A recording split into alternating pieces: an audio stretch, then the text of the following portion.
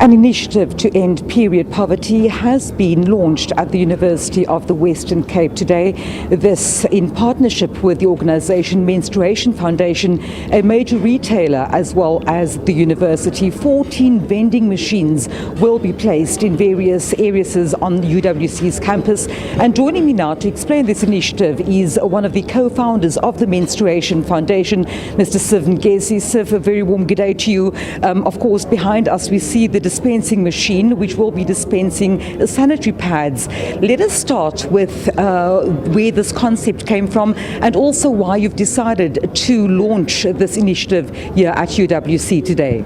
So I am the co-founder of the MENstruation Foundation and Padco Sanitary Pad Factory, and there's a big problem with young women missing school every single month, up to 4 to 5 days of school per month, times it by 12. It's an injustice. So the mission is to get access, free sanitary pads to women across the country, or sanitary products, it's tampons, menstrual cups, and we actually invented and patented this particular machine because there's a lot of corruption in this space, and a lot of people are selling sanitary pads back to young ladies who should be getting them for free, and we're so inspired to be working with the Clicks Helping Hand Trust and UWC to make sure that we have access. 8,400 students will be getting over 1 million sanitary pads in the year, and we will not rest until sanitary pads are available for all and an end to period poverty. It's an injustice, and I refuse to sit around and wait. I've spoken to the Vice-Chancellor just now, Professor Robert Balfour, and he was talking about access to sanitary pads and sanitary products being part and parcel of the academic project. This is something you agree with?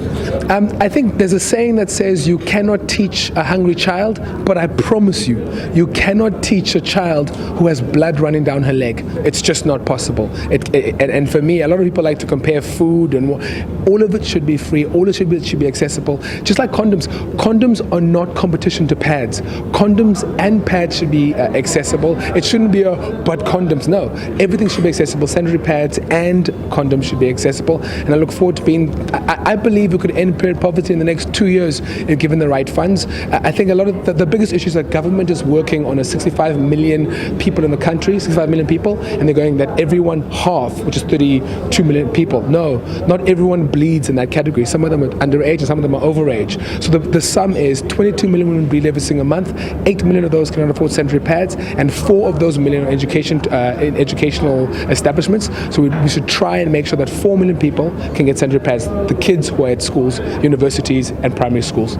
So we understand this project will be ongoing for the next 12 months. What happens thereafter? For me, there's every single project that we're part of, as soon as people finish with it, we carry it on as a charity. So if someone decides to say we don't have the funds anymore, we will not stop. Even after 12 months, we will not stop. We'll find another donor to get involved, but I'm sure this particular donor will get involved all the way. So thanks once again to Clicks Helping Hands Trust. Thank you so much. Mr. Siv Ngesi, thank you very much for your time. Of course, this initiative being launched or rolled out here at the University of the Western Cape today, we understand that 30 such vending machines will be placed at various universities, and of course with the aim of rolling out even more to end period poverty. And the term period poverty really relates to the thousands and millions of women who do not have access to sanitary products, and also to ensure then that initiatives such as these address that critical issue.